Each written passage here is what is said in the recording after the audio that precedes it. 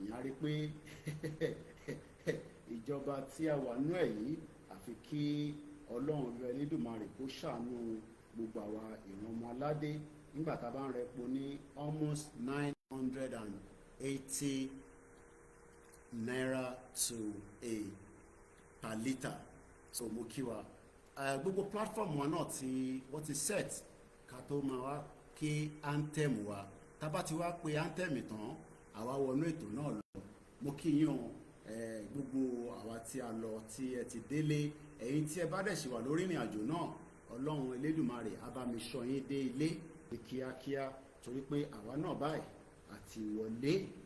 Mo dúpẹ́ lọ́wọ́ àwọn tí a jọ lọ, mo dúpẹ́ lọ́wọ́ àwọn tí wọ́n tò ètò náà. A ti wà ní day 75 tí bá right day 75 la wà nú ẹ̀ lórí self-determination campaign tá gbé dání day 7 and only day 74 day 75 la wà nú ẹ̀. Èyí wá jẹ́ 24th August 2025. Please share the program and invite others to do so. Tẹ́ bá ti wá pé ètò náà a jẹ́ pé a ti ń wọnú agbami ètò lọ náà nìyẹn. Tá bá dẹ̀ ti wọnú agbami ètò lọ, iṣẹ́ tí a fẹ́ sọ̀rọ̀ lórí òun náà ni kí la mú bọ̀ àti pé kí ni respond tí a bá bọ̀ láti ọ̀dọ̀ bàbá wa Ọọ̀ni òrìṣà. Ṣé a dágbére fún gbogbo èèyàn ọmọ Yorùbá pé à ń lọ Ilé Ifẹ̀? A ti wá lọ àlọ́ adé, a mú ọ̀pọ̀lọpọ̀ nǹkan bọ̀. Àwọn nǹkan tá a mú bọ̀ náà ni a máa sọ̀rọ̀ lé lórí. Kò ní jẹ́ lílì nìkan la máa fi sọ̀rọ̀ lé lórí o. A máa sọ̀rọ̀ lé lórí lénìí, a máa sọ̀rọ̀ lé lórí ní ọ̀la, a máa sọ̀rọ̀ lé lórí ní gbogbo ìgbà tí a bá ti ń ṣe ètò. So mo kí yín lọ́tùn lósì. Tẹ́yin bá ti wọlé báyìí, mo bẹ̀ yín ẹ bá mi gbé ètò náà kẹ́ gbé lárugẹ. Ẹ jẹ́ ká ka orin àsíá wa, orin ilẹ̀ Yorùbá, ilẹ̀ kóòtù òjìrè, ilẹ̀ Oòduà. A máa ní iṣẹ́ wa fúnlẹ̀ wa forílẹ̀ ibi wa kàgbéga kàgbéga kàgbéga fàlérí. Ìgbàgbọ́ wa ni pé bá ti bẹ̀rù làbọ̀ mọ́ ká ṣiṣẹ́ ká ṣiṣẹ́ ká ṣiṣẹ́ ká jọlá. Ìṣọ̀kan àtòmìnira ní kẹ́jẹ́ ká máa lépa. Ìtẹ̀síwájú fọ̀pọ̀ ire àtòhun tó dára. Ọmọ Oòduà dìde bọ́ sípò ẹ̀tọ́ rẹ. Ìwọ ni ìmọ́lẹ̀ ògo adúláwọ̀. Àwa ni ìmọ́lẹ̀ ògo adúláwọ̀. Èmi ni ìmọ́lẹ̀ ògo adúláwọ̀. Tó, mo kí gbogbo ẹ̀yin tí ẹ ti wọlé, mo kí ọmọdé, mo kí àgbàlagbà, mo kí ẹni tó máa wò live, mo kí ẹni tó máa tún wò nígbà tí a bá parí ètò náà. Gbogbo yín náà ni a ti ń kí sílẹ̀. Ẹ jẹ́ ká kọ́kọ́ lọ ká kí bàbá wa the emeritus professor Adébánjí Akíntóyè. Bàbá a kí yín fún gbogbo ètò tí ẹ̀ ń tò lórí kí àwọn ọmọ Yorùbá, àwọn ọmọ Oòduà kí a lè bọ́ ní oko ẹrú tí a wà nínú ẹ̀ tó ń pè ní Nàìjíríà. Torí pé kò sí nǹkan tó ń jẹ́ Nàìjíríà. A ti ṣàlàyé fún wa pé 1914 amalgamation òun ni òyìnbó. Àwọn ìtàn kan wà tí mo bá pàdé nílé Ifẹ̀ a máa yọ díẹ̀díẹ̀ nítorí pé history yẹn mo dúpẹ́ lọ́wọ́ Ọ̀túnba. Wọ́n ní Kóìkì ṣó ń gbọ́ torí pé tó bá ti padà sórí program kó lè máa fi ṣàlàyé fáwọn èèyàn pé nígbà tó wá sí Ilé Ifẹ̀ àwọn nǹkan tí ó mú padà ìwọ ló máa wá bá wa lọ sọ fún gbogbo ọmọ kóòtù òjìrè, àwọn ọmọ Odùduwà, àwọn ọmọ ìran ọmọ aládé, àwọn ọmọ Yorùbá.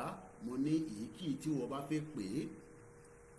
Gẹ́gẹ́ bí a ti ṣe mọ̀ pé bàbá Professor Akíntóyè àwọn ni olùdarí iṣẹ́ tí a ń sọ̀rọ̀ lé lórí pé kíran ọmọ Oòduà àwọn ọmọ Yorùbá ká dá dúró àwa ń pè ní self determination.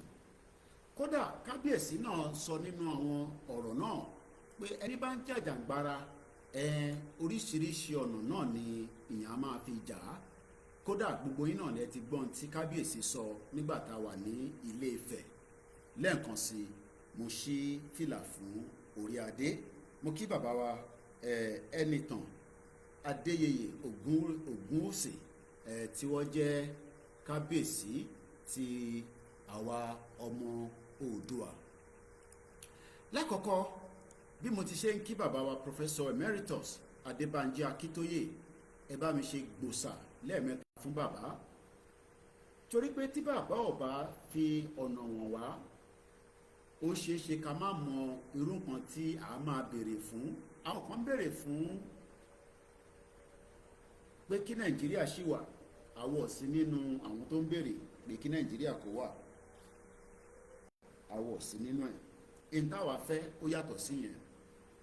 Bọ́ kí a máa fọ̀rọ̀ ògùn, nígbà tá a ti kí bàbá wa Professor Adébánjí Akíntóyè, mo lọ bẹ́ẹ̀ mú kí àwọn tí wọ́n jẹ́ amúgbálẹ́yìn tí a mọ̀ sí deputy.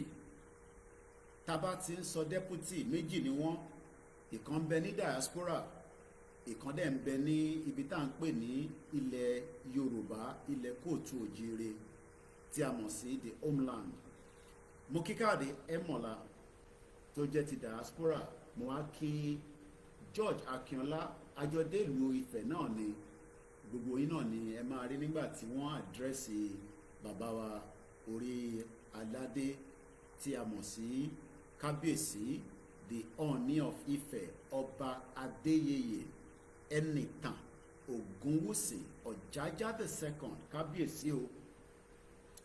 Nígbà tí mo wá kí àwọn méjèèjì, àwa kí ọmọ Oòduà àtàtà, ọmọ kóòtù òjíire àtàtà, ọmọ ládéládéládé,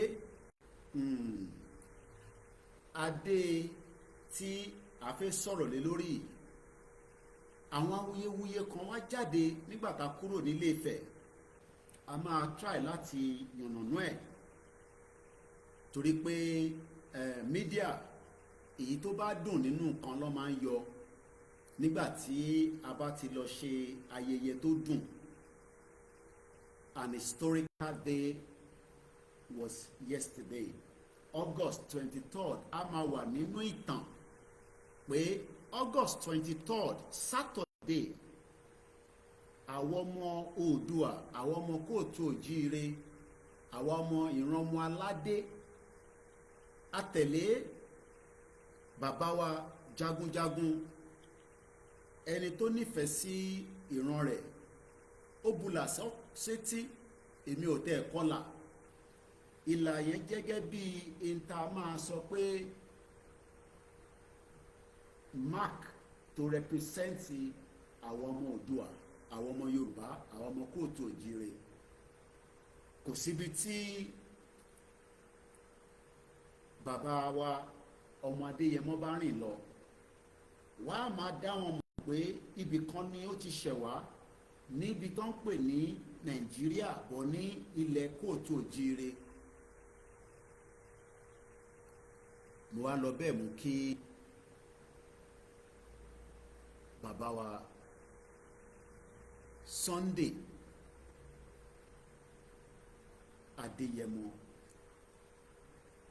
Mo gbọ́ ìtàn bàbá lẹ́ni díẹ̀ nígbà tá a dé ìlú tó ń pè ní Mọdákẹ́kẹ́. Níbẹ̀ ni Ìgbòho ti jẹ́ ẹni tí gbogbo wa mọ̀ lẹ́ni, tá fi ń pè ní Ìgbòho. Ibẹ̀ kọ́ la ṣe ń lọ torí pé ètò talẹ́ yìí, ètò àdúpẹ́ pé a lọ Ilé Ifẹ̀, a lọ bá bàbá wa. Nígbà tá a dé Ilé Ifẹ̀ pẹ̀lú bàbá wa Sunday Ìgbòho, a lọ mọ àwọn nǹkan tí ó ti ń pending látara gbogbo tí ó so mọ́ olóyè lẹ́sẹ̀. Kí láwọn nǹkan tó so mọ́ wọn lẹ́sẹ̀? Òun náà ni pé Fúlàní ìjọba tàná ó gbégbésẹ̀ láti gba ẹ̀mí lọ́wọ́ ọmọ tó jẹ́ ìkan náà àwọn ọmọ tí a lè sọ pé ẹni tó nífẹ̀ẹ́ ìran rẹ̀. Ìyẹn ṣẹlẹ̀ ní July 1st 2021. Àwa rìnrìn àjò náà lọ sí Ilé Ifẹ̀. Nígbà ká dé Ilé Ifẹ̀, èrò tó tẹ̀lé wa látèkó, àwọn tó wá láti UK, ẹni tó wá láti Amẹ́ríkà, kódà bàbá wa kan tó wá láti Switzerland, àwọn náà bá wa níbẹ̀. Àwọn èèyàn wá láti Benin, Ghana, Togo, gbogbo ọmọ Oòduà, gbogbo ọmọ ìrànmọ́ aládé, àwọn ọmọ Yorùbá kóòtù òjìrè, wọ́n wá káàkiri gbogbo àgbáyé láti tẹ̀lé olóyè lọ. Even nígbà tí déètì yẹn tó ń yí wọ́n confam láti palace pé Saturday o, gbogbo wa pátá àyè gbà wá. Kódà bá lé ní 1 million wọ́n ní àyè gbà wá ká máa bọ̀. Àwa dúpẹ́ pé àwa tí wàá lọ náà. Títí bí mo ṣe ń sọ̀rọ̀ yìí, mo ì tí gbọ́ rìpọ́ọ̀tì pé èèyàn kan farapa. A gbọ́ pé mọ́tò kan ní accident táwọn èèyàn farapa nínú ẹ̀. Mọ́tò lè break down, ìyẹn normal torí títí ò dáa. Bọ̀ pé èèyàn kan farapa pẹ̀lú gbogbo èrò tẹ́ rí yẹn, kò sí ẹnì kankan tó farapa. Olúkálùkù ti wọnú ilé ẹ̀ lọ. Àwọn tó ò báyìí tí délé á jẹ́ pé bí wọ́n ti ṣe fàájì lọ, àbí wọ́n ń bẹ nílé Ifẹ̀ tó ń ṣe fàájì torí pé ilẹ̀ kóòtù òjìrè náà níbẹ̀. Àwa tẹná sọ́kọ̀ nígbà tí bàbá wa Ẹnìtàn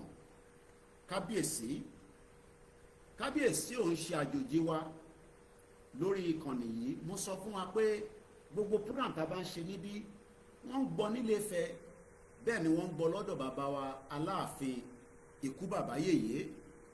Ẹ bá mi ṣe kábíyèsí o, torí pé àwọn ọba wa méjèèjì yìí, àwọn ọba tí a lè fi ọwọ́ parẹ́ nílẹ̀ kóòtù òjìrè, nílẹ̀ ilẹ̀ Oòduà. Bí mo ti ṣe ń kí bàbá wa Aláàfin, torí pé ọ̀dọ̀ bàbá Aláàfin la kọ́kọ́ lọ, ta lọ sunkún bá ní ìlú Ọ̀yọ́, tí a lọ sọ fún bàbá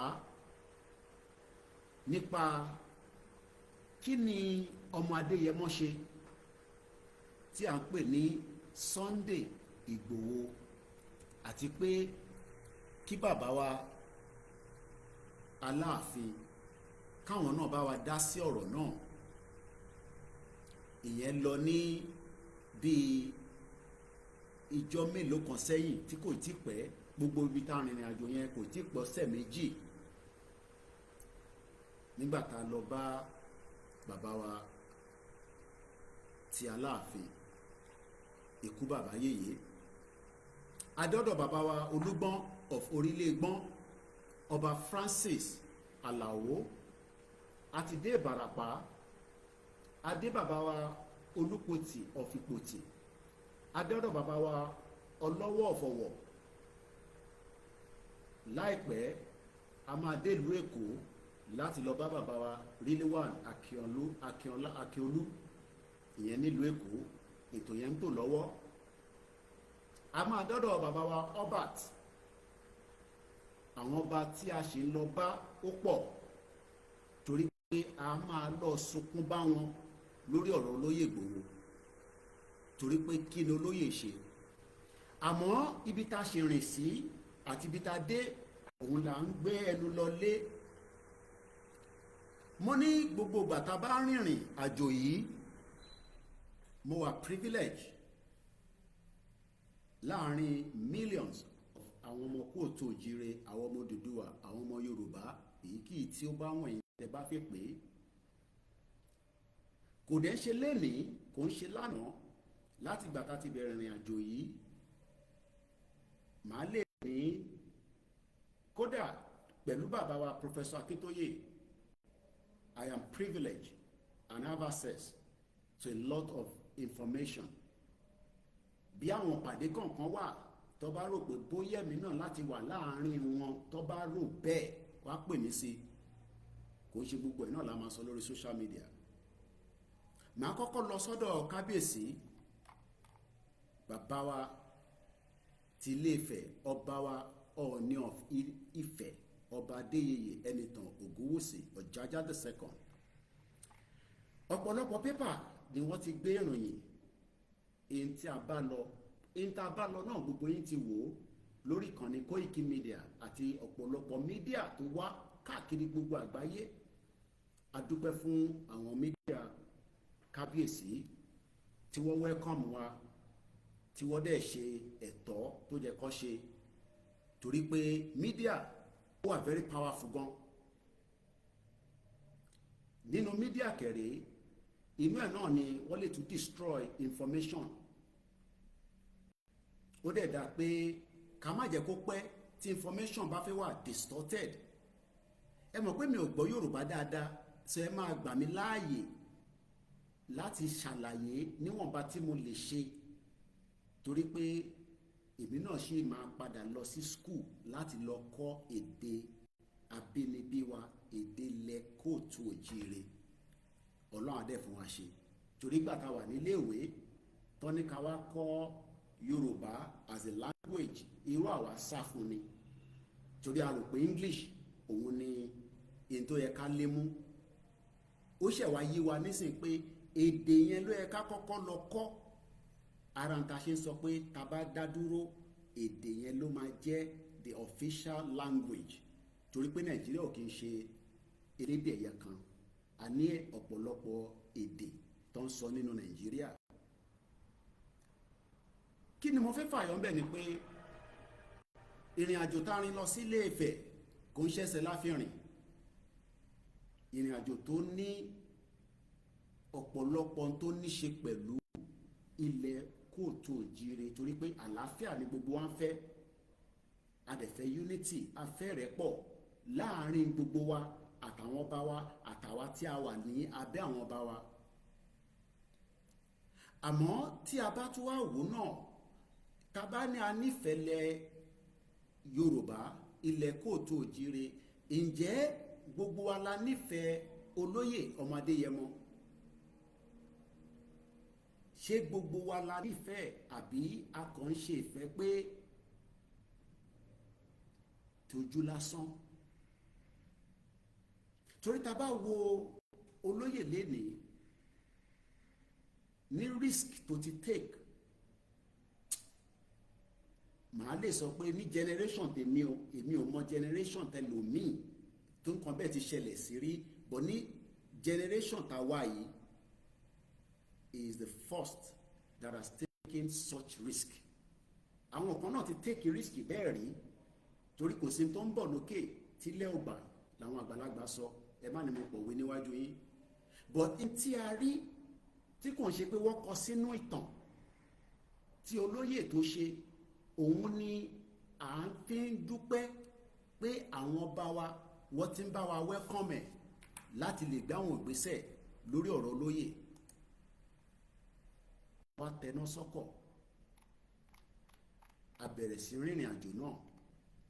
Nígbà tá a máa kọ́kọ́ rìnrìn àjò tí a fẹ́ gbéra yìí, ìrìn àjò yẹn lọ sọ́dọ̀ lára àwọn ọba tí a lè fọwọ́ yẹpẹrẹ. Òun náà ni bàbá wa Aláàfin tèní. Mo láǹfààní láti rí Aláàfin tàná tó wàjà, torí ọba ò kí ń kú, ọba wàjà ni, ìyẹn bàbá wa Adéyẹmí.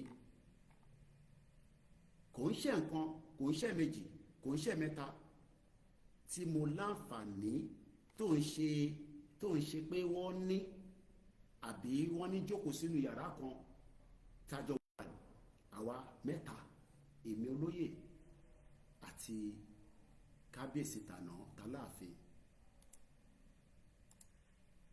Mo tún wá dúpẹ́ pé ní tí bàbá wa tó ń bẹ níbẹ̀ lọ́wọ́lọ́wọ́ yìí ẹ má bínú rà pé system yóò charge kó má lọ ẹ̀yin tí ẹ̀ ń gbọ́ wa plug ẹ̀ ní torí tó bá lọ kú àwọn tó wà ní orí Facebook wà lose program yẹn. So it is a privilege pé màá tún wá láǹfààní láàrin millions of ọmọ kóòtù òjìrè ọmọ Yorùbá ọmọ Odùduwà pé èmi tún máa wá jàǹfààní láti wà níbẹ̀ nígbà tí olóyè bá tún fẹ́ lọ kí bàbá wa Aláàfin of Ọ̀yọ́ ọba Akeem Ọ̀wọ́adé kábíyèsí o pé màá tún láǹfààní is a privilege and I don't take this slightly as a joke. I take it as something that I will remember for a very long time. Màá máa ṣe ìrántí ẹ̀ pé láwọn ọjọ́ báyìí ìjọ báyìí mo ráwọn báyìí mo láǹfààní àti wà níbẹ̀ tó ń ṣe film trick.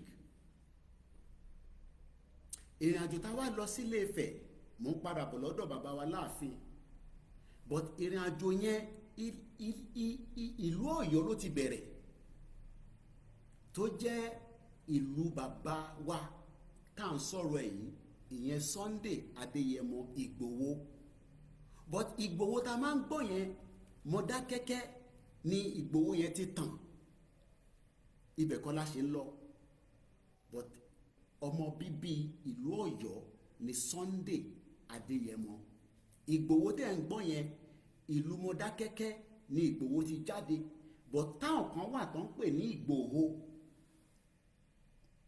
nílùú Ọ̀yọ́ tó wá jẹ́ orúkọ tí Adéyẹmọ ta fi ń pè ní ẹlòmíì ò tẹ̀ mọ̀ surname Ìgbòho wọ́n máa ń rò pé Ìgbòho ní surname Sunday akọ̀mọ̀ ń gbọ́ Sunday Ìgbòho Sunday Ìgbòho ṣe làwọn kan rò pé it is a surname ibẹ̀ kọ́ la fi lọ but ọmọ bíbí ìlú Ọ̀yọ́ ni àdìdúpẹ́ pé ó ṣe ojú ó ṣẹ̀yìn nígbà táwọn Fúlàní tó gbógun dìde àti rí àpẹẹrẹ lẹ́yìn ìgbà tá a lọ sí Ìbàràpá ní Sunday last week láàrin àjò Ìbàràpá àti wà ní Sunday mi báyìí that means pé 7 days ago là ń plan Ìbàràpá tí a dé Ìbàràpá tí a dé Gàngàn a dé Ìbàràpá méjèèjì gbogbo ilẹ̀ rí confam pé n tí Ìgbòho Sunday tó ṣe níbẹ̀ òun ló ń dúpẹ́ fún Adérúwà Adélàlátẹ̀ Adéwẹ́ṣà gbogbo yín ti mọ àwọn ibi tá a dé yẹn but n tí mo fẹ́ fàyọ ni pé the beginning of this journey ibi tó ti jáde gangan òun ni ọ̀dọ̀ bàbá mi Aláàfin tí mo tún wá jàǹfààní pé mo wà níbẹ̀ bí mo wà nínú palace nígbà tí bàbá wa kábíyèsí the Aláàfin of Ọ̀yọ́ ọba Akeem Ọ̀wọ́adé àti olórí nígbà tí wọ́n tún wá welcome olóyè tí wọ́n wà ní palace. Lóòótọ́ ọ̀pọ̀lọpọ̀ wa ò rí àwọn kan tí a rí nígbà tá a wà ní Ilé Ifẹ̀ àtìgbà tá a lọ sí ọ̀dọ̀ bàbá wa Olúgbọ́n. Àwọn ìpàdé kan wà it could be just for private. Àwọn ìpàdé kan wà ó máa loud tí gbogbo wa máa rí ní bàṣẹ̀rẹ̀ tí a rí ní ìlú Ògbómọ̀ṣọ́ lọ́dọ̀ bàbá wa ọba Francis Olúgbọ́n bí a dẹ̀ ṣe rí ní Ìbàràpá bí a dẹ̀ ṣe rí ní Ilé Ifẹ̀ ní àná. But nígbà tá a dé Ilé Ifẹ̀ a lọ apologize kábíyèsí gan sọ nígbà tí olóyè tó fẹ́ introduce mi bó ṣe fẹ́ introduce mi náà fún Aláàfin bàbá mi àwọn ní má introduce KoikiMedia fún wa KoikiMedia wà lára mídíà tá à ń gbọ́ tó ń educate gbogbo ọmọ kóòtù òjìrè àwọn ọmọ Odùduwà àwọn ọmọ Yorùbá kó lè bá mọ àwọn nǹkan tí kò yé wọn gẹ́gẹ́ bí iṣẹ́ tó gbé dání àti àwọn staff ẹ̀ àtàwọn tó jẹ́ kọmitì ẹ̀ tọ́jọ́ ń ṣiṣẹ́. Nígbà tá a tún dé Ilé Ifẹ̀ náà, tẹ bá rántí pé nígbà tí olóyè tún fẹ́ introduce mi sí kábíyèsí Ọọ̀ni, wọ́n ní Kóìkì tó ti bú mi dáadáa, Kóìkì tó ti sọ̀rọ̀ sí wa dáadáa, àmọ́ bàbá sọmọ ayáfíẹ̀ torí pé ara máa gbóná. Ẹ bá lọ gbọ́ fídíò yẹn pé àwọn rúmọlẹ̀ àwọn kan á máa gbìn nínú wa, ẹ mọ̀ pé kò yá wa. Ẹ jẹ́ ká ka Punch newspaper kákọ̀ fi bọ́tírẹ́sì kí ló ṣẹlẹ̀ nílé Ifẹ̀. Àwọn nǹkan kan wá rú jáde nígbà tá a máa fi jáde kúrò ní Ilé Ifẹ̀. A bẹ̀rẹ̀ sí ń gbọ́ àwọn awuyewuye oríṣiríṣi nǹkan tó ń jáde nínú mídíà.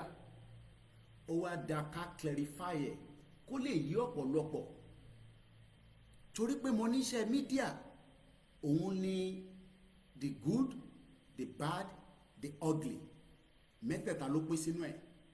A dẹ̀ ti mọ̀ pé olóyè gẹ́gẹ́ bí ẹnìkan tí ó ti di brand. Tí nǹkan bá dẹ̀ jẹ́ brand, ọ̀pọ̀lọpọ̀ oríṣiríṣi nǹkan olúkálukú fẹ́ yọ tiẹ̀ níbẹ̀. Kódà mo rántí pé Ìbàràpá ta lọ, à ń gbọ́ táwọn kan ní ó tẹ̀jáṣọ ẹ̀jẹ̀ ìrora ge bóyá màá rí nǹkan kan fi ṣe. Ó ta sí wa létí oríṣiríṣi nǹkan lẹ́ máa gbọ́. Àárí arúgbó tó á máa dúpẹ́ tó ń ṣàdúrà, ààrẹ ni tó ń tọsàn tó fi igbá ọsàn sílẹ̀ pé Ìgbòho ló ń lọ yẹn, ó ti gbàgbé pé òun tọsàn torí wọ́n mọ impact ẹ̀ tó ń pè ní Ìgbòho. Àwọn eléyìí ò sí lórí social media, àwọn tá à ń rí lójú títì tẹ́yìn ò rí, àwọn ọmọ tó ń pè ní social media, but the fact that pé wọ́n kàn ń gbọ́ Ìgbòho tó kọjá, wàá gbàgbé igbá sílẹ̀, wàá tẹ̀lé mọ́tò, ẹlòmíà á ti rìn lọ bí i miles kó tó rántí pé òun máa ń ta kókóró. Kí ló ṣẹlẹ̀ nílé Ifẹ̀? Ṣé a rí result? Yes, a bá result pàdé. Ọ̀tọ̀ ní kíyàn ṣe exam kó má rí result, but nígbà tá a délé Ifẹ̀ a rí result. Kí ni result tá a rí? Òun ni pé bàbá wa Ọọ̀ni Òòṣà wọ́n náà wọ́n yáfi gbogbo wa, kò wá tó wá ṣàwa nìkan, wọ́n náà wọ́n yáfi ọmọ àwọn olóyè Sunday Adeyemo.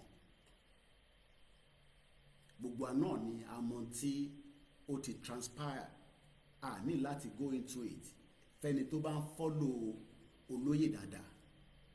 Kódà bàbá sọ wọ́n ní kò ń ṣe olóyè nìkan, kódà bàbá wa kan tó wà lórí oyè, ọba kan náà tó wà lórí oyè, mo rántí orúkọ wọn, àwọn náà ní in táwọn náà ṣe ó fẹ́ tó ju tolóyè lọ.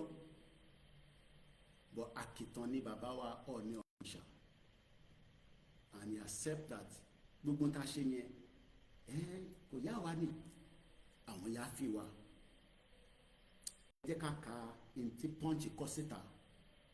Màá wá lọ mú àwọn nǹkan tí ó já wuyewuye kan tó ń jáde tí mo fẹ́ address lálẹ́, depending on the time tẹ́yìn bá ń wo program yìí, torí aago kan ó fẹ́ lọ lù lóru.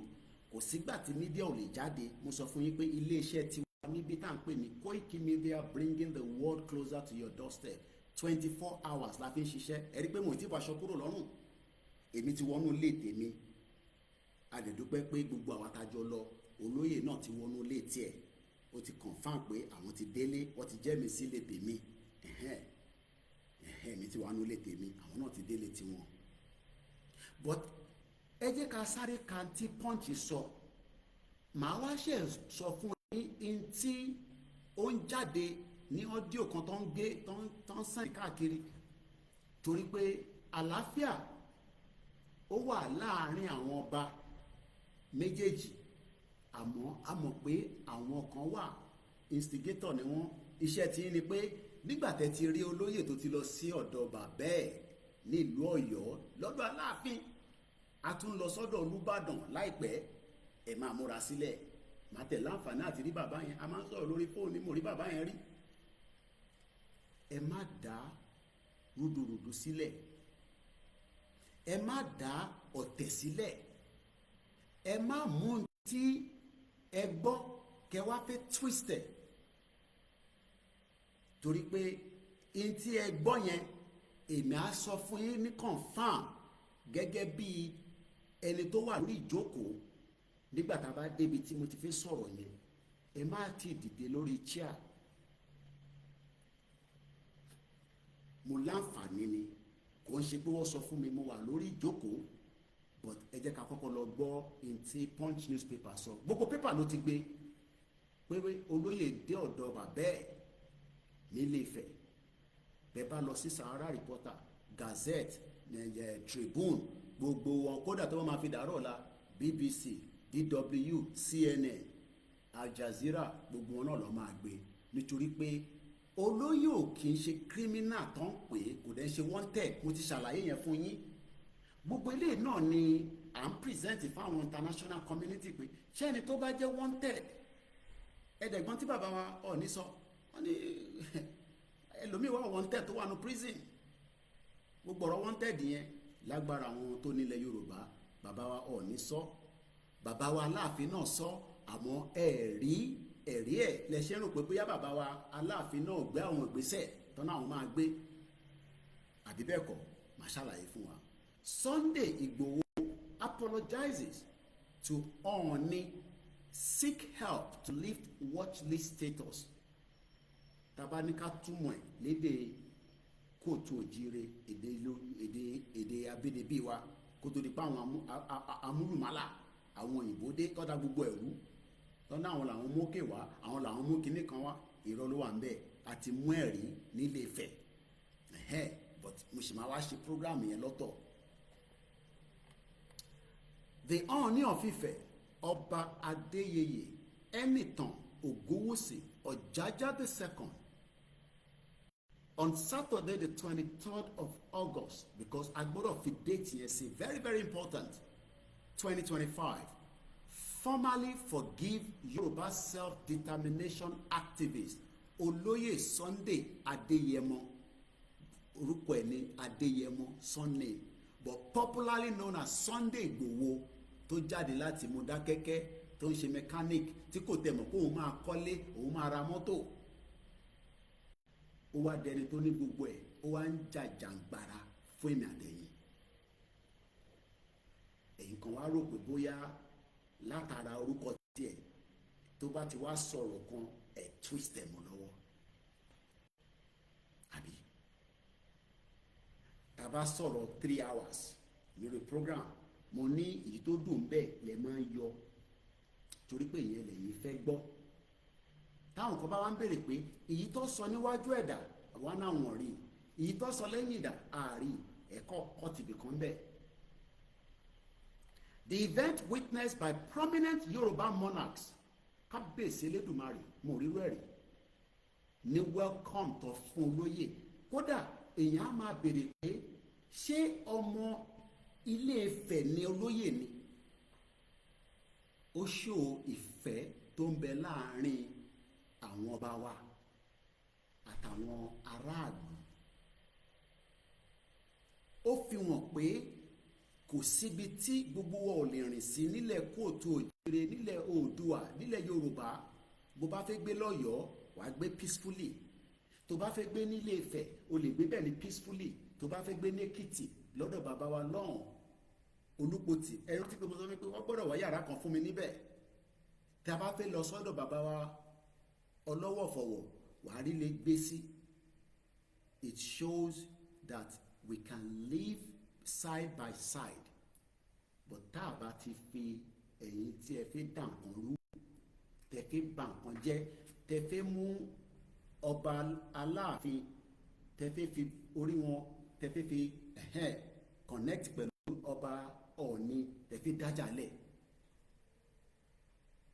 torí pé ìjà yẹn lẹ́yìn tí fẹ́ máa fi jíjà àti múmu yín ìbẹ̀lẹ̀ fẹ́ fi sí nígbà tí Fúlàní ń wọlé tán pa wá tó yẹ ká máa sunkún lójoojúmọ́ nígbà tí Fúlàní ń wọlé tán lé gbogbo akúrò nínú igbó tá a lè lọ sóko tá a lè rìn lójú títì bó o bá ní enough security hardly ló lè rìn lálẹ́ tó bá máa ní aago báyìí nísìn gbogbo everywhere ti dá pa o ní gbogbo ilẹ̀ kóòtù òjìire nílẹ̀ Yorùbá nílẹ̀ Oòduà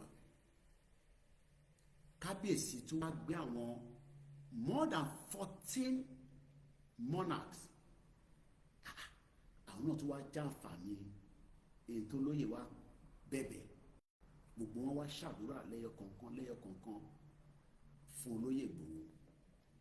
The event witnessed by not just prominent Yoruba monarchs, many medias around the world. Torí pé media tó bá ti gbé social media ẹ ti connect to the world. Bá ṣe ń dé Mọdákẹ́kẹ́ wọ́n gbé live mo béèrè lọ́wọ́ ẹ̀gbọ́n mi yẹn pé ẹ fún mi ní Facebook yín ké nígbà tá a wà lọ́dọ̀ àwọn Ìbàràpá àwọn náà lọ live because kò ń ṣe ayé kan là ń gbé nísìn mọ́ ayé tá a wà nísìn ò nídìí NTA ò nídìí BBC tó bá ti lè tan fóònù ẹ tó bá ti gbé live ẹni tó wà ní Japan á máa wò ẹ́ tọ́lọ́ bá ní oní good phone tó dẹ̀ ní audio tó dáa.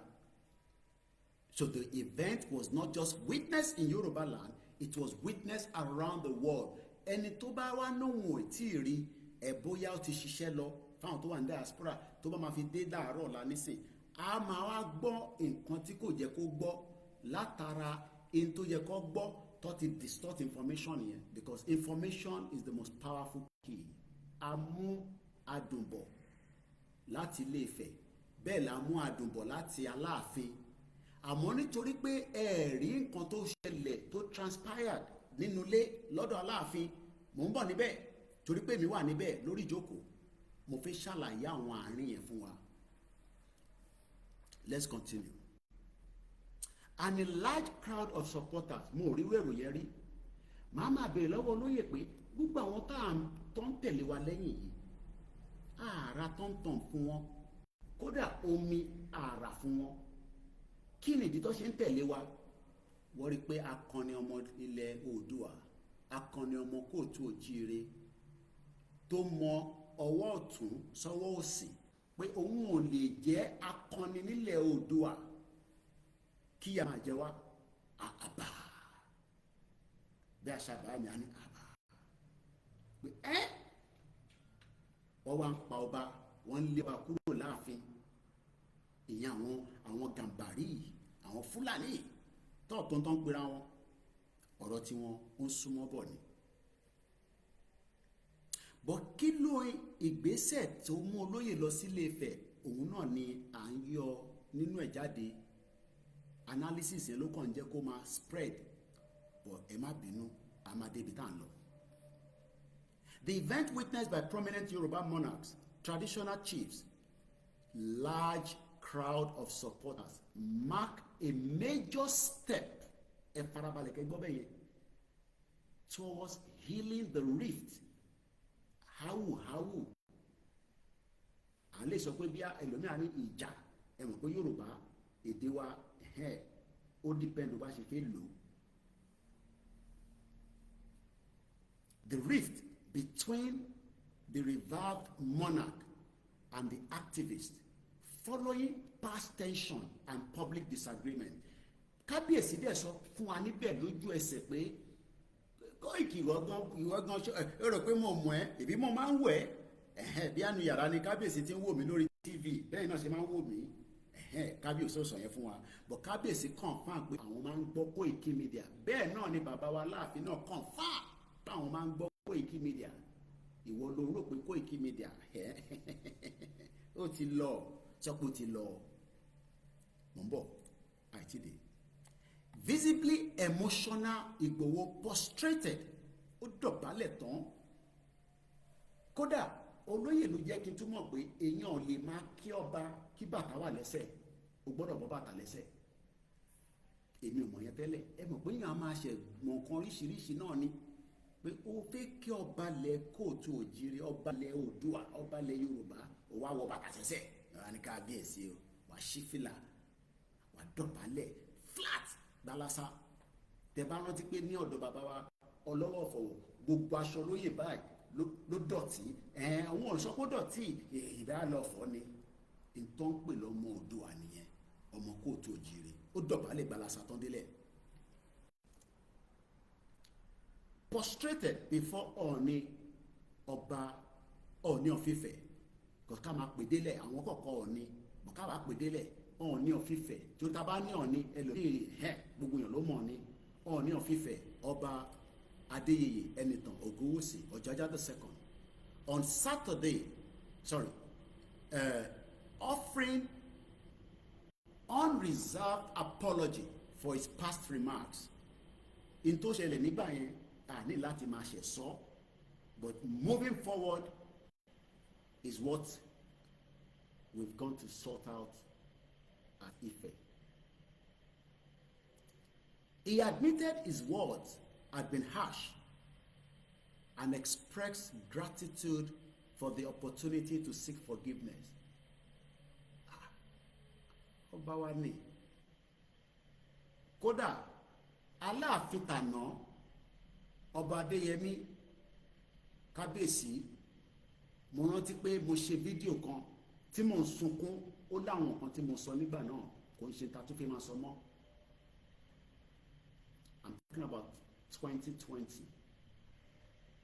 Èmi náà mo ti wá láǹfààní àti rí kábíyèsí yẹn náà kó tó di pé wọ́n wàjà. I dey apologize náà nígbà yẹn. Kábíyèsí náà lè sọ fún mi nígbà yẹn pé just like bí bàbá Aláàfin bàbá wa Ọọ̀ni náà ṣe sọ lé àná, náà ni Aláàfin tàná ṣe sọ. Kábíyèsí tàfin Aláàfin tì sí àìtí sọ̀rọ̀ kankan sí wọn torí pé kò sí reason láti sọ̀rọ̀ sọ́ba kankan nígbà tó lóye ti ní kò sẹ́ni tó bá dọ̀ tó bá ń tẹ̀lé òun kó gbọ́dọ̀ sọ̀rọ̀ sọ́ba mọ́ àti bàbá Akíntóyè. That stopped. So but a rí pé ọ̀pọ̀lọpọ̀ àwọn èèyàn ẹ fẹ́ dá ìjà sílẹ̀ láàrin Aláàfin through Sunday Igboho àti Ọọ̀ni of Ife because kábíyèsí méjèèjì wọ́n bára wọn jà, ẹ̀yin lẹ́ni wọ́n bára wọn jà. As far as I am concerned, ẹ̀yin ò tí ì rí wọn privately, èmi ti rí wọn. I don't think you know what you are doing, especially ẹ̀yin tẹ́ máa ń jáde tẹ́ kàn kọ oríṣiríṣi àtẹ̀yin tẹ́ bá fẹ́ lo ọ̀rọ̀ tẹ́ fẹ́ fi tákù Ìgbòho látara Ilé Ifẹ̀ tá lọ yìí. He admitted his words had been harsh and expressed gratitude for the opportunity to seek forgiveness. I thank God for my life and for this moment. I never imagined Kábíyèsí would honor me this way. I have offended him and I'm here to tender my apology. What more can you take from that kind of reception and hospitality? I work in the hotel for more than 15 years. Mo mọ̀ tó ń pè ní hospitality. Mo mọ̀ tí o bá ń sọ pé hospitality ẹ ní láti sọ fún mi because you can tell from the feelings of the town just by bí bàbá wa Aláàfin náà ṣe gbà wá lálejò nígbà tá lọ kí àwọn náà. The activists also revealed that while in prison in Benin, he learned that Òòní had played a pivotal role in effort to seek his release despite his earlier criticism.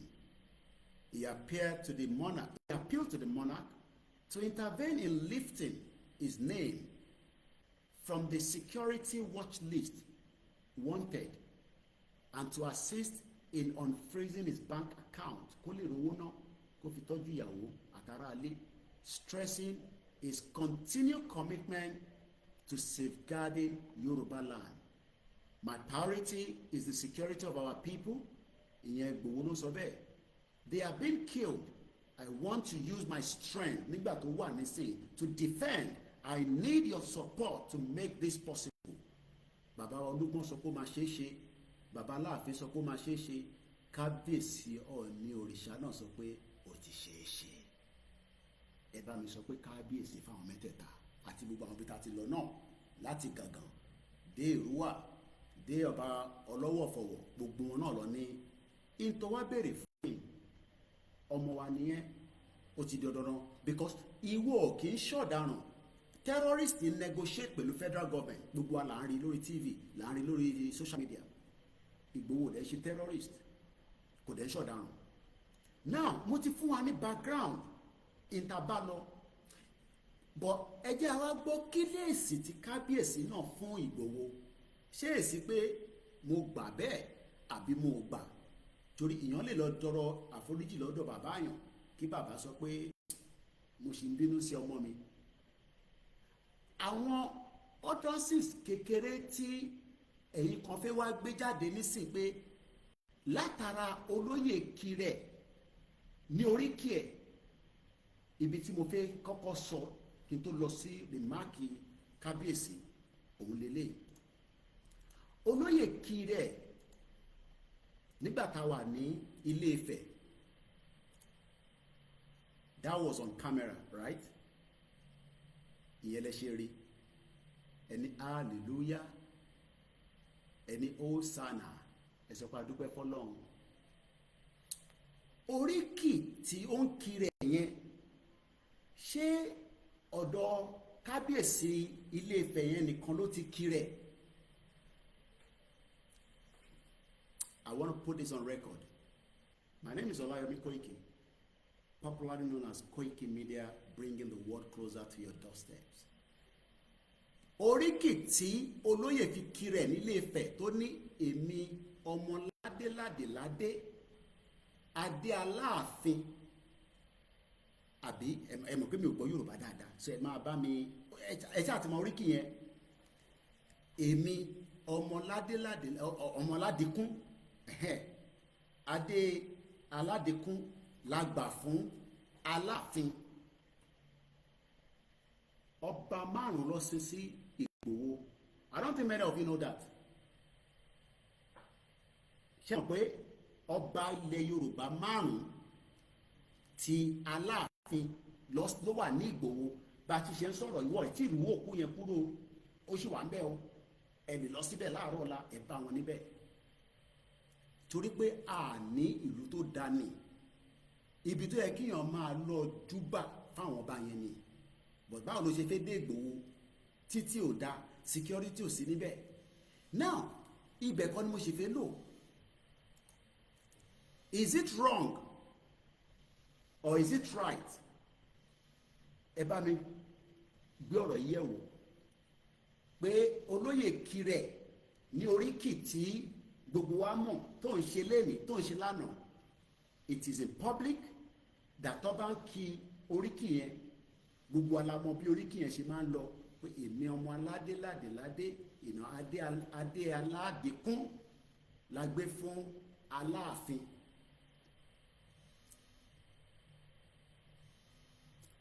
The question now is, what is the difference between tíyàn bá sọ ní inú ibi tí kò sí kámẹ́rà àti pé èyí tó sọ tó wà nínú kámẹ́rà? The same thing tí olóyè sọ ní Ilé Ifẹ̀. I was on the seat ní ọ̀dọ̀ bàbá wa Ọ̀wọ́adé Aláàfin tèmi. olóyè said the same thing. ó dà ń pẹ́ ẹ̀gbọ́n tí mò ń sọ.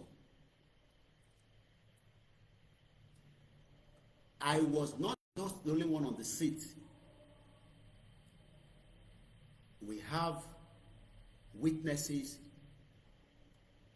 that was also in the part of where we were seated nígbà tó lóyè sọ lẹ́ẹ̀mejì tó fi kiri níwájú bàbá wa Ọ̀wọ́adé. ṣé bàbá wa kábíyèsí Aláàfin ṣé wọ́n wá disperse pé ẹ má sọ bẹ́ẹ̀ mọ́?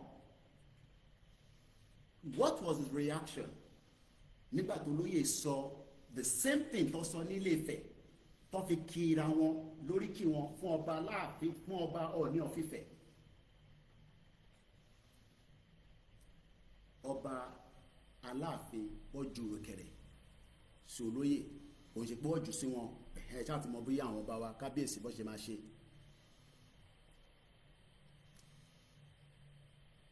But the only difference was that was not recorded. Kò wà ní recording, kò dẹ̀ wà ní live bí a ṣe rí nílé Ifẹ̀. So the question now is, why all this? Olóyè, kí n tó lọ sọ yẹn, ó ti bú Aláàfin, why that? Why do you want to create amenities between son and fathers, láàrin àwọn ọba méjèèjì tí wọ́n náà wọ́n bára wọn jà, because I was there. So why this discussion of ètò olóye lọ sọ yẹn ìyẹn lẹ mú dání ní gbogbo ń ta lọ ṣe ní Ilé Ifẹ̀? Tó bá jẹ́ pé a ní access láti record ní ọ̀dọ̀ Aláàfin tàbí go live, you would have heard the same thing. Ìtẹ̀gbọ́n ní Ilé Ifẹ̀ yẹn náà ẹ máa gbọ́. But that was a private meeting between son and father. Ìyẹn lè ṣe rí yẹn ní orí social media. A dẹ̀ ṣe máa tún lọ kí bàbá wa, because a máa lọ sí bó bá wù wá tún máa lọ kí bàbá wa Ọọ̀ni of Ifẹ̀. We will never stop going there until all our demands are met. Tó bá fún ìta lọ, tó bá dá wa lóhùn, àtún organize. Bó bá jẹ́ next month ni, tó bá jẹ́ in 2 months time, Ọlọ́run kúkú ṣe Ọ̀túnba, because Ọ̀túnba ni kò jẹ́ ká tètè rí kábíyèsí Ilé Ifẹ̀. A dẹ̀ ti sọ fún kábíyèsí dẹ̀ ti sọ fún Ọ̀túnba pé táwọn ọmọ mi bá ti fẹ́ wá o, Kóìkì ló ń bọ̀ ni o, àwọn ẹgbẹ́ tó ń bọ̀ Ìfẹ́lódùn ni o, YSDM ló ń bọ̀ ni o. Palace is meant for us. Ilé ọmọ ilé bàbá kì í bọ́ wọn lẹ́rù. Kò sẹ́ni kankan tó lè lé wa nílẹ̀ Oòduà. Fúlàní ò lè lé wa jáde kúrò lórí ilẹ̀ wa láyé. Ó ṣe wọ̀, ó ṣe èèwọ̀ ni mo sọ sẹ́. Kóìkì ò lè wálé, Kóìkì ò lè wálé, Ìgbòho ò lè wálé. Ilé wa ni palace. Ẹ máa múra sílẹ̀, à ń bọ̀ lọ́dọ̀ bàbá wa Akíolú nílùú Èkó. Ẹ máa múra sílẹ̀, déètì máa jáde fún yín. Kẹ́ lọ máa múra, kẹ́ ra aṣọ tó da sọ́rùn. Máàmù tó bá ń lọ sọ́dọ̀ ọba, máàmù ẹ wọṣọ tó da yàtọ̀ sáwọn security tó máa di dáadáa. Ìwọ ń lọ bọ́ba, ẹ wá múra jábàjábà. Tó bá fẹ́ lọ gba visa America, ó mọ bó ṣe máa múra. Ilé ọba ló ń lọ, wàá lọ máṣọ tó dánú nínú wardrobe, wàá wá iron ẹ̀, wàá fi starch sí. Mo tún ní ẹgbọ́ bíbà dáadáa, ẹ bá mi record bíbà ẹ̀. Fáwọn tí wọ́n ń sọ ẹnu yábàyàbá, fẹ́yìn tí ẹ fẹ́ dájà lẹ̀ níbi tí ìfẹ́ ti wà, níbi tí ìfẹ́ ti fẹ́ tó ti ń jọba, tó ń ṣe pé ó fẹ́ jọba, ó ti ń jọba. Èyí wá fẹ́ mú ìfẹ́ yẹn, ẹ fẹ́ sọmọ sọ́tẹ̀. Àwa mídíà yóò lè gbà fún yín o. I will not sit here and accept such, because púpọ̀ nù yín ẹ̀ tí ẹ̀ ráǹfààní àti jókòó dáwọn abá yìí. Èmi wà in private láti rí wọn, kò ṣe tẹnu, kò ṣe pọ́ sọ fún mi. I was there when Dr. Chief Sunday Adeyemo Igboho tó ń kí oríkì yìí níwájú ọba Aláàfin just less than a month ta lọ kí bàbá nílùú Ọ̀yọ́. Ẹ̀ẹ̀mejì ni ó kiri ẹ̀ bẹ́ẹ̀ during the period that we were in having the conversation with him. Interdiscourse níbẹ̀ is not for public consumption. But lórí oríkì yẹn, I can tell you today that Igboho recited the same thing he said at Ilé Ifẹ̀. But the only difference is that one is in the public domain, which is going live, while the second was not in public domain, because it's a private meeting between father and son. Bàbá wa Aláàfin ṣì máa wá padà wá ṣe èyí tí ó máa jẹ́ gbogbo èèyàn wá sọ̀gbà tí ó fẹ́ ká wá. Tó bá ti sọ̀gbà yẹn, bàbá wa wá yọjú sí gbogbo wa nígbà yẹn. Mídíà wa gbé tó lóye bá wá tú wá kira wọn ní oríkì yẹn níwájú wọn nígbà yẹn. O ìyẹn wá wà ní recording ní live. But right now, it is not so. So lẹ́ẹ̀kan sí, it is important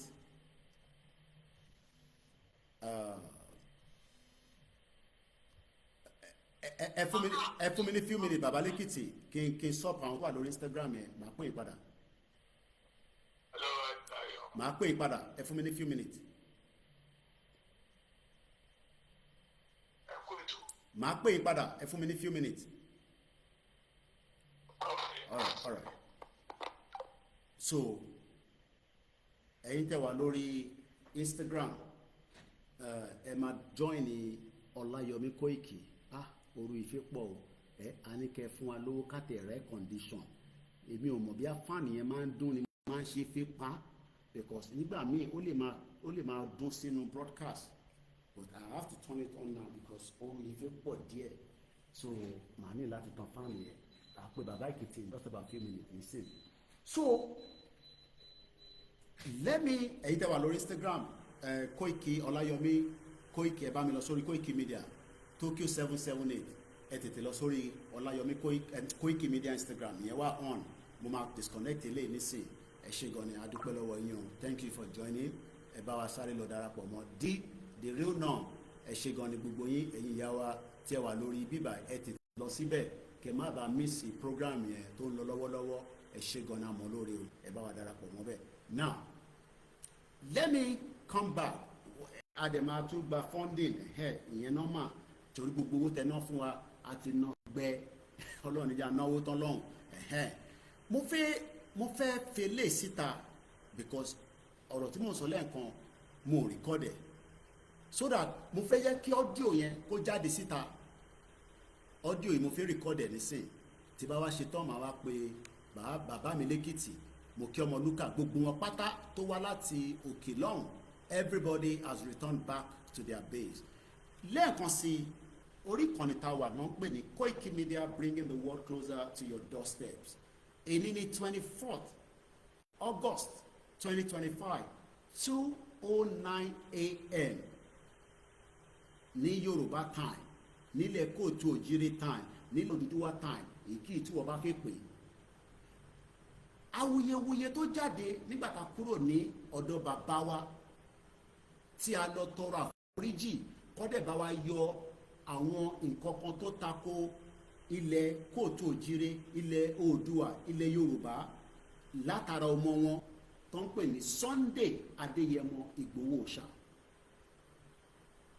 òun la ti ń bá bọ̀ láti bí wákàtí kan àmọ́ kákọ̀ go straight to the point torí mo fẹ́ kọ́ dé ìkógùn gbogbo ẹni tó bá mi bá ó dé ìpàdé ẹ bá mi sẹ́ǹdẹ̀ padà sáwọn tí wọ́n ń ṣe awuyewuye méjì mẹ́ta lórí pé olóyè Kirẹ̀ nílé Ifẹ̀ níwájú bàbá wa kábíyèsí Ọọ̀ni òrìṣà pé oríkì yẹn kò ń ṣe lẹ́ni ni wọ́n ṣe initiate àbí lánàá ta lọ sí ilé Ifẹ̀ oríkì tí wọ́n dẹ̀ fi kira wọn yìí ẹ má bínú ẹ mọ̀ pé mi ò gbọ́ Yorùbá dáadáa gbogbo àná la mọ oríkì yẹn pé èmi ọmọ aládìkún adé aládìkún lọ́gbà fún Aláàfin ọmọládé ládéládé gbogbo alamọ oríkì yẹn even if I'm not putting it in the right context ẹ lè lọ gbọ́ díò yẹn padà tó ń circulate àbí fídíò tó ń lọ tún mo wá ní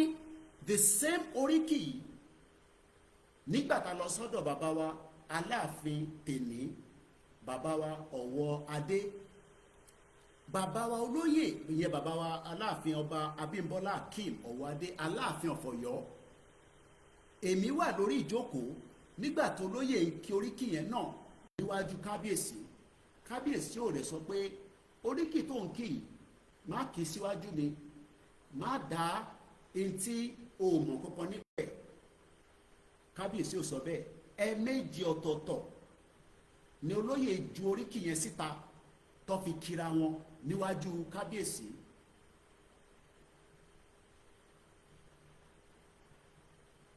àbọ̀rọ̀bọ̀ yẹn ní sìn but yet kábíyèsí did not reject it kí ló wá dé tí ẹ̀yin wá ń gbé ọ́díò pé àbí fídíò ibi tí olóyè ti ń kiri ẹ̀ nílé Ifẹ̀ why are you picking that is because ẹ̀rí yẹn lórí fídíò but èyí tó lọ ní Aláàfin ẹ̀rí lórí fídíò nítorí pé that was a private between father and son nígbà tá a bá máa ṣe èyí tó máa jẹ́ full public gallery wá sọgbà tá a tún máa wá àápadà lọ ìyẹn wá wà ní fídíò tó lóye bá tún kiri ẹ̀ níwájú kábíyèsí So I want us not to put enmities, ìjà láàrin àwọn ọba méjèèjì, torí àwọn ọba méjèèjì ò sọ fún wa pé àwọn bára wọn jà. Ẹ̀yin aráàlú lẹ fẹ́ dá rúdurùdu sílẹ̀. I don't get involved in this kind of discussion látìgbà tí oríṣiríṣi bá ń lọ láàrin àwọn ọba wa, but I as a witness, kò dẹ́ṣẹ̀ mi nìkan, nígbà tá a lọ sí palace ìyẹn nílùú Ọ̀yọ́, àwọn tó wà lórí ìjókòó wọ́n lè testify pé yes, olóyè Kirẹ̀ ní oríkì tó ti ń Kirẹ̀ tí ọ̀pọ̀lọpọ̀ àwọn èèyàn náà kì í bẹ́ẹ̀ níwájú bàbá wa ọba Abímbọ́lá Akeem Ọ̀wọ́adé Aláàfin ìlú Ọ̀yọ́, just like bó ṣe kira wọn lọ́dọ̀ Ọ̀jájá the second.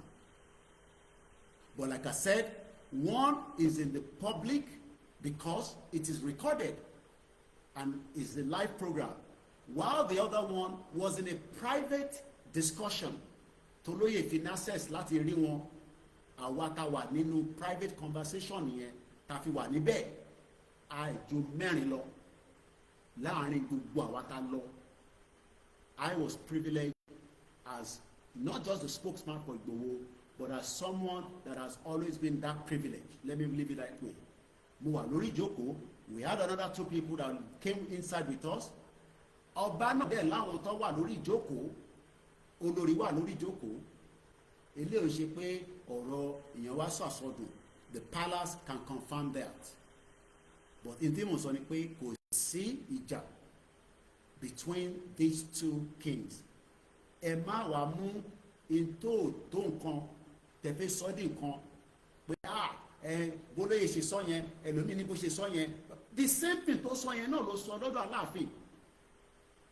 The same thing is said at Ilé-Ifẹ̀ tó fi kiri ẹ̀ lórí kìyẹn. He said the same thing and he said it twice while we were at Alaafin's palace. So my question now is, nígbà tí mo wá rí àwọn fídíò yẹn, mo wá wonder kí ni tó ṣẹlẹ̀ gangan. Mo wá rí pé ẹ fẹ́ ìfẹ́ láàrin ọmọ àti bàbá, ẹ fẹ́ fìjà sáàrin àwọn ọmọ àti bàbá ní Ọ̀yọ́. Olóyè kì í ṣọmọ Ilé-Ifẹ̀, Ọ̀yọ́ ni. He had a historical outing. He had what we called historical. It will be on record because gbogbo alamọ tó ti ṣẹlẹ̀ in the past between the region of Modakeke and Ile-Ife. Wàdúpẹ́ pé kábíyèsí tèmi is Imperial Majesty. Ọ̀jájá the second did not use that against Igboho. Wọ́n náà wọ́n yá fíẹ̀. Kódà wọ́n tẹ̀ wá point sí Igboho nìkan, wọ́n point sí mi gan sẹ̀ pé Koiki ṣé wọ́n náà sọ̀rọ̀ sí mi? Àbúrò pé mo kì í wo fídíò ẹ̀, mo ń rí ẹ wo. Mo ní dádì ẹni data tẹ fi ń wò mí, wọ́n ní mò ń wẹ̀ dáadáa. Kò tún ṣe wọ́n nìkan, wọ́n point sí gbogbo wa, gbogbo àtà máa ń bọ́ àwọn ọba, gbogbo yín ni kábíyèsí mọ́ o, kò ṣe mi nìkan, ìtorí pé mi kò wà ń bẹ̀ léèní ni. So I just want us to put that on record. There is no fight between the two kings. They are in good, cordial relationship, and we, the children, should not start something that we want to bring problems between the two kings. It's a privilege that I'm meeting. Konsheni ni makokori kábíyèsí Ọ̀jájá. I had the privilege when Ìyá Àdúrà tí gbogbo wọn tọ́jọ́ wá sí London about 8 years ago, if I'm right. I was one of the media that went to cover Kábíyèsí, and Kábíyèsí can remember this very well. Just opposite the Parliament building, ni wọ́n ti host wọn. Media tèmi níjọ́ náà long was there. It's unfortunate that Facebook tí mò ń lò nígbà yẹn, Ọláyọmí Kóìkì tá à ń lò, wọ́n ti gbé lọ nígbà ká bẹ̀rẹ̀ movement yìí lọ gbé lọ ká tó tún wá ṣì mí. So let me put it this way. The kings are happy. Aláàfin was happy to meet with the son. In that discourse is not for public consumption.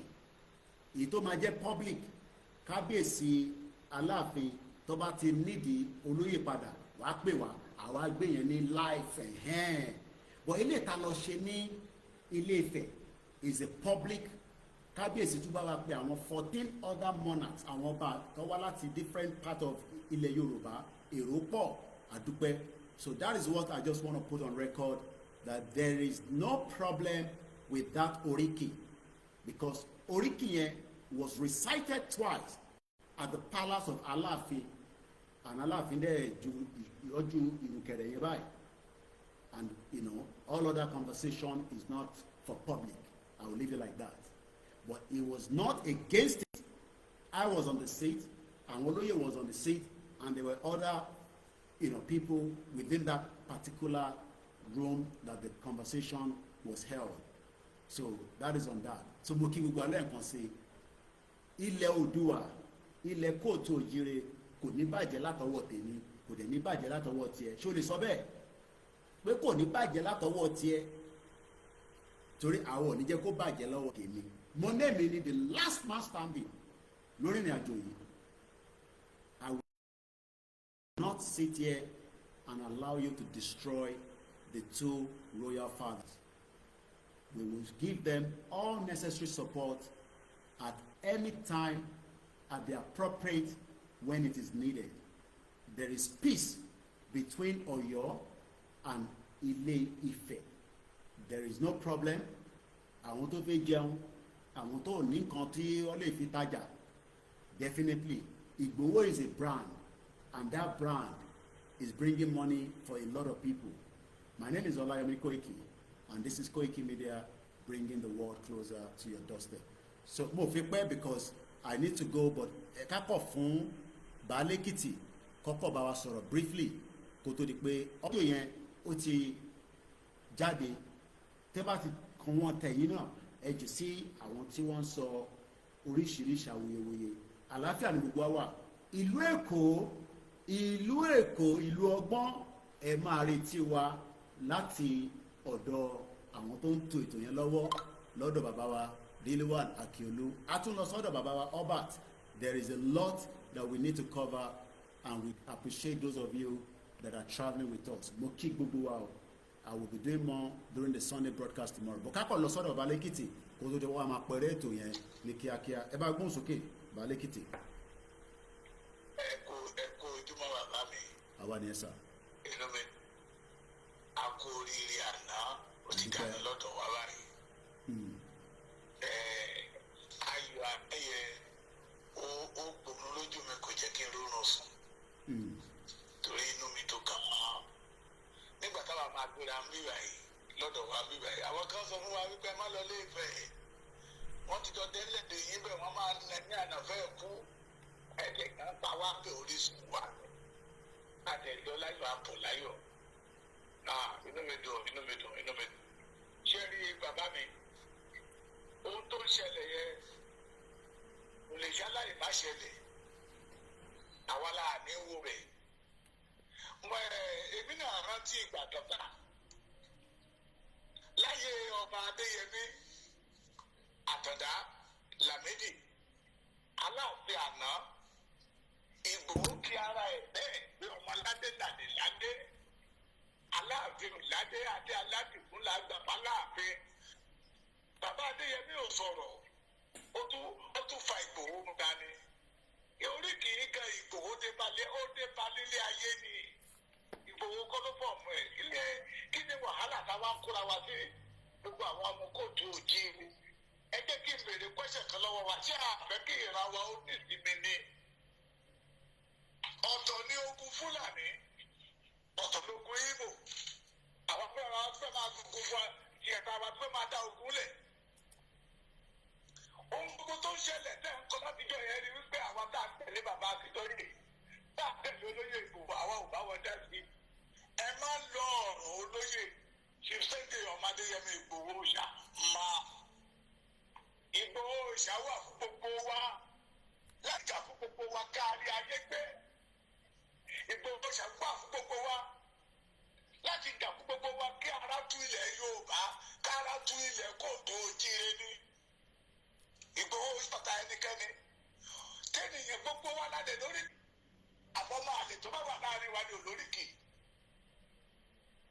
kẹ́nìyàn bá kí oríkì ara ẹ̀ ní ìlú pé ìyẹn jẹ́ ó jẹ́ ẹ̀ṣẹ̀ gbogbo wa la lóríkì ní ilẹ̀ Yorùbá àfàwọn tó bá ti sọ lẹ́nu tó sọ àgbòyàkọ́ ohun tí mo rò pé ó yẹ kí gbogbo wa jọ máa sọ̀rọ̀ nípa ìlénìí pẹ̀lú gbogbo ìròyìn ayọ̀ ìròyìn ìdùnnú tá a mú bọ̀ láti ọ̀dọ̀ bàbá wa Onírìṣà. mo ti ṣe program kẹlẹ́ tí mo kọ́ ni pé iwájú lọ́lọ́kọ̀ yìí wà wá lọ ẹ̀yìn kọ́ lọ́lọ́kọ̀ yìí wà wá lọ àwa ti mọ̀ pé this time around àwa tá a dọ́mọ ọkọ lẹ̀ Yorùbá we must protect our king. tá a bá rí àwọn ọmọ àlè tí ń nawọ́ sí àwọn ọba wa ká fún wọn ní ìfọ́tí olóyè àwọn tí ń disrespect ọba wa ká fún wọn ní ìfọ́tí olóyè kí ṣe kó dé àwọn akẹ́kọ̀ọ́ láti máa fẹ́ wà ní alẹ́ láàrin wọn. bọ́bá tù wá ẹ má jẹ́ ká di àwa o.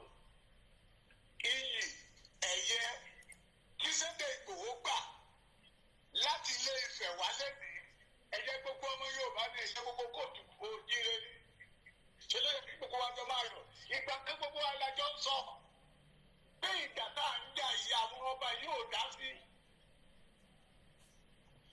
àwọn ọba bẹ́ẹ̀ ti ti dé sí wọ́n ti gba ìjà náà mọ́ wa lọ́wọ́ wọ́n ti ń dá sí. ṣé ìgbà yẹn ló yẹ ká tún máa wọ́n ọ̀nà nígbà náà tún máa lò láti wo àárín wa. ẹ má jẹ́ ká gba orí ẹ̀ láàyè láàrin wa Ọlọ́run á máa wà lọ́wọ́.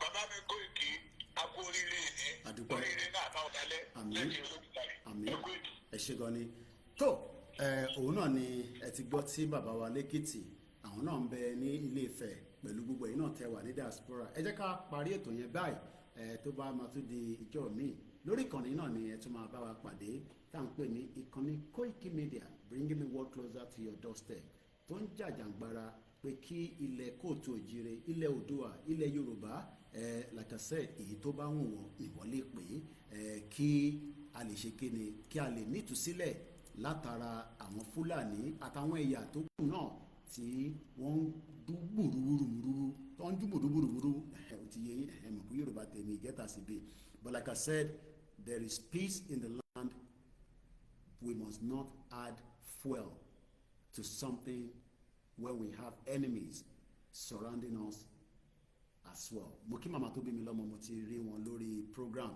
mo kí gbogbo ìyá dáadáa ẹ má bínú it's a long journey I'm tired mo ì tí bọ́ṣọ I had to clear the air as quickly as possible because I know that you want fracas but we will not give you that fracas. I will not say anything on this anymore even if you respond to this message regardless of whoever you are. I will not have that time because we have more time to move to the next state. tó ń dúró dè wá, Kwara ń dúró dè wá, Kogi ń dúró dè wá, àìtí dé àwọn gbogbo state tán, and there are many states that still want to host kábíyèsí wa tó fẹ́ host bàbá wa ọmọ Adeyemo. So this is just a quick one and I hope you will enjoy it when you're watching it. Please share the program and invite others to do so. My name is Olami Koiki. Man, Igboho, ọlọ́ọ̀lọ́dẹ Òòní gan sọ pé òrìṣà kan ló máa jẹ nílẹ̀ Oòduà àbí kí ni mo sọ bàá mi. I love you too much. Like I said, tó bá ti ń lọ wàá máa rí mi lẹ́gbẹ̀ẹ́ anytime any day. Kódà tí bá ti padà lọ London tó bá tún ló ti yá tẹ bá ṣàtìrà ticket fún mi mo tún bọ̀ nílé. You will not go alone. Be rest assured I will be there shoulder to shoulder with you. Ilé wa ni ìyẹn kan lè dẹ́rù bà wá. And on that note ọ̀rọ̀ ẹ̀ máa sùn. Mo kí Sky Wálé, mo kí ẹ̀gbọ́n mi Túndé, ẹgbẹ́ àtàbá tún máa lọ nìmí màá ní kí ìyá ẹ̀kọ́ bá wa ṣe ẹran aláta yẹn kó pọ̀ àti kọ́ ṣé kọ́ dé pọ̀pọ̀ pẹ̀lú ẹ̀ mo kí bàbá wa Jamiu máa bẹ́ẹ̀ mo kí ẹ Kílà, mo kí ta ló tún wà ń bẹ̀ gbogbo ẹ̀yin ti Soka Junction, shout out to you all. Ẹ má bínú cash yẹn liquidate díẹ̀ ni, we love you too much. Mo kí gbogbo ẹ̀yin tí ẹ host wa náà ní òkè lọ́hùn, Prophet Ológunlúwa mo kí, Alájà Pinara mo kí yín o, mo kí bàbá wa Gani Alágbàlá ẹ̀gbọ́n mi dáadáa ní wàhálà. Kóìkì ẹ sọ fún Kóìkì o shout out to you as well. Ìgbà olè ń bọ̀ nlé ẹ̀ka tíkẹ̀kẹ́ máa bọ̀ nlé náà kájọ máa rìnrìn àjò yìí ok iṣẹ́ sẹ́ndì dọ́là sí mi ẹ̀yin nìkan lè ń pa owó yìí ẹ̀ta ló tún wà ń bẹ́ẹ̀ mo kí ẹ Azeez Gbadesere ìyẹn ní Koiki ẹ̀mí mi wà pẹ̀lú ẹ̀ mo kí àwọn ìyàwó mi mo kí àwọn ọmọ Oòduà kan yọ mí lẹ́nu náà kàn pé ní lọ́dà pé àmàlọ́ba kábíyèsí kó lè láǹfààní àti rí àwọn ọmọ Oòduà kó bá wọn sọ̀rọ̀ mo kí gbogbo ìyàwó alálùbáríkà mo kí gbogbo àwọn drivers àwọn tó mo rí omíyalé ó wá ń gbé bọ́dì bọ̀ mo ní ṣe kí n ti dànù mo rántí pé ọ̀dọ̀ kábíyèsí la wà kábíyèsí gan foríjì Ìgbòho ta ló á lè mi èmi ti foríjì omíyalé o ó ṣe gbogbo wa lóòótọ́ bọ̀ mo ti yá fíẹ̀ mo dẹ̀ ti bá ṣe fídíò kó lè bá mú confirmation kò wá sí Ìbàràpá ó sá kò wá sí Èkìtì ó sá ó wá wò pé kábíyèsí ó dàpọ̀ tí orí ràn pé kábíyèsí máa foríjì olóyè èmi ti foríjì mo kí gbogbo ẹ̀yin tí a jọ lọ náà gbogbo apáta náà ni mo kí o and on that note no going back no retreat no surrender I love you all mo ní láti lọ ṣọ́ra kí n lọ fẹ̀gbẹ́ lílẹ̀ thank you so much everyone please share the program and tell somebody to tell somebody that Yoruba nation no retreat no surrender I am your last man standing good night.